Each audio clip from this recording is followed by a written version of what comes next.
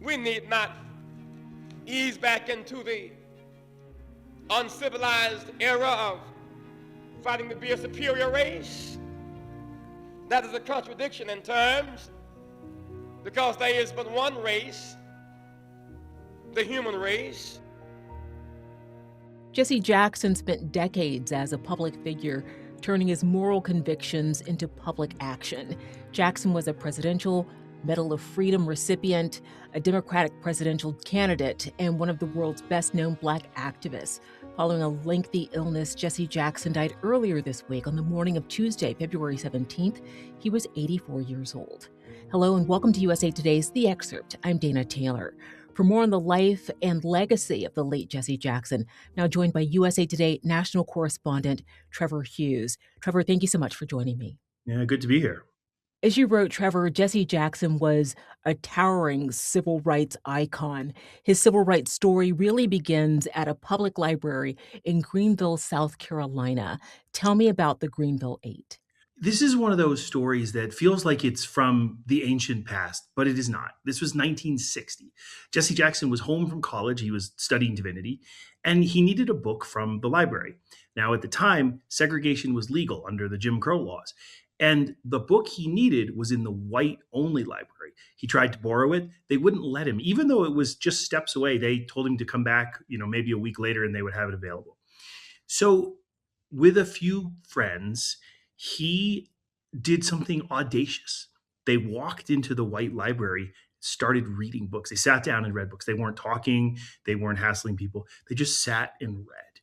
And it so offended the community that these young men and women were arrested for violating the law at the time. It ultimately led to the desegregation of the public libraries in their community, but it is really one of the first places that he got his start in civic activism like this. Like the late Representative John Lewis, who died in 2020, Jesse Jackson's civil rights legacy is tied to Martin Luther King Jr. What was Jackson's connection to MLK? The two men came up very much at the same time. They were peers. And Jesse Jackson, after sort of leaving college, moved to Chicago to help run operations for Dr. King. There was a protest organized. They called it Operation Breadbasket. But the two men were very much linked. And when Dr. King was killed, Jesse Jackson really took up that mantle, was present all over this country as sort of this civil rights conscience of America. Jesse Jackson was a trailblazer in American politics. He ran for president in 1984 and 1988. Trevor, how did those campaigns shape coalition politics? I think people started to realize that there was a very powerful constituency here. Jesse Jackson worked to build this coalition. His group was called the Rainbow Push Coalition.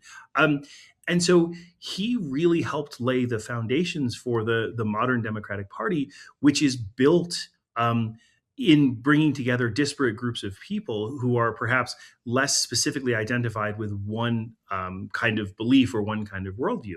And so he really spoke to a broad variety of people who cared about civil rights, about racial justice, about economic justice, because that was a huge part of what he pushed for. And of course, he didn't shy away from engaging in foreign politics. What can you share here regarding his work in negotiating the release of American hostages? It's easy to forget because he has kind of fallen out of the public view over the last few years because of his long illness. But Jesse Jackson was such a powerfully known name. And so he actually was able to travel the world and release a number of hostages in Syria and then also in Cuba. He was not of the government, but he was in some ways of the American people. And that apparently was very successful. Presidents on both sides of the aisle held Jackson in high esteem, including current President Donald Trump. What were his remarks following the passing of Jesse Jackson?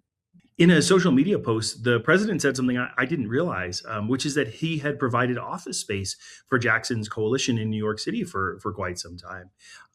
The two men were in New York City. They were operating at the same time. But it's also important to remember that the two very much split over the fate of the Central Park Five. This, you may recall, was an instance where 5 young Black and Hispanic men were arrested and accused of raping and assaulting a woman in Central Park. President Trump at the time, he was a New York businessman, he actually took out newspaper advertisements calling for the death penalty, calling for these young men to be executed. Ultimately, they were exonerated. And that really sort of separated Jackson from President Trump. And how have other leaders marked his passing? Oh, I think you're really seeing the impact of Jesse Jackson across the country, from California to Ohio to Illinois to he had such an impact on so many politicians, particularly Democratic politicians, who saw his work in coalition building, who saw his work in focusing on civil rights and workers' rights as something to really aspire to.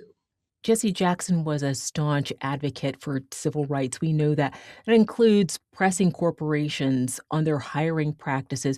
What can you tell me about that push? I think back to one of the things that really made his name was Operation Breadbasket in Chicago. And it was this revolutionary idea at the time that members of the Black community would not patronize businesses that wouldn't hire Black people. Again, we're talking about a time in America where racial segregation, in many cases, was not only widely accepted, but legal. And so his coalition and Operation Breadbasket really kicked that off, really sort of brought attention to this idea that Black communities would not patronize businesses that were not supporting them. And, I got a press release earlier today from the union that represents hotel workers, restaurant workers in Las Vegas, and they are mourning his loss because he marched with them under threat of arrest. And the arrest didn't happen, but he was there to lend his voice to the workers against these big corporations that own casinos. Like Martin Luther King, Jesse Jackson was a reverend and a powerful public speaker. The cadence of the Black church was always evident in his speech. Can you give me some examples of the signature style he'll be remembered for? I mean, there are two things. One which is very serious, and one which is a little funny. He used to lead these chants about "I am," and it was this idea that you as a person had value, that you matter to society, and that call and response was such a. I get chills thinking about it because I heard this happen a number of times over the years. The other time that many people may have remembered is when he appeared on Saturday Night Live and read Dr. Seuss's book Green Eggs and Ham. It's hard to imagine a politician today. He had just run for president.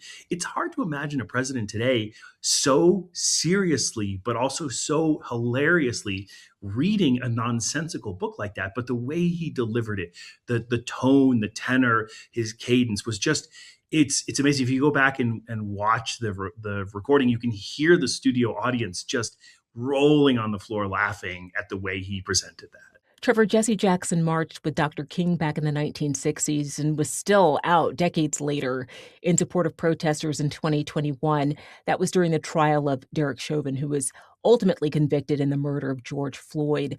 Jackson was fearless in publicly affirming his beliefs and in his efforts for civil rights and justice. How much of that is part of Jackson's legacy as a public servant? Do you think that's what he'll be most remembered for? Jesse Jackson was present in the lives of people for decades. And I remember being in Minneapolis when he came and spoke to the crowds who were protesting about the death of George Floyd, about the trial for Derek Chauvin. And I remember talking to young Black men in particular who had known him all of their lives, who had grown up hearing him, who had grown up seeing him.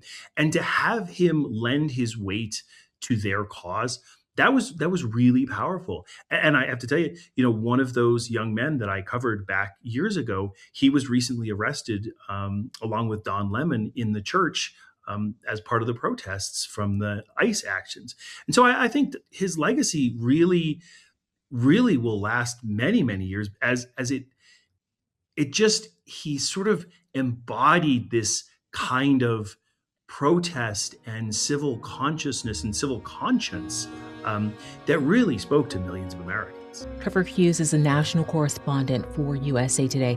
Thank you so much for joining me on The Excerpt, Trevor. Of course. Thanks for watching. I'm Dana Taylor. I'll see you next time.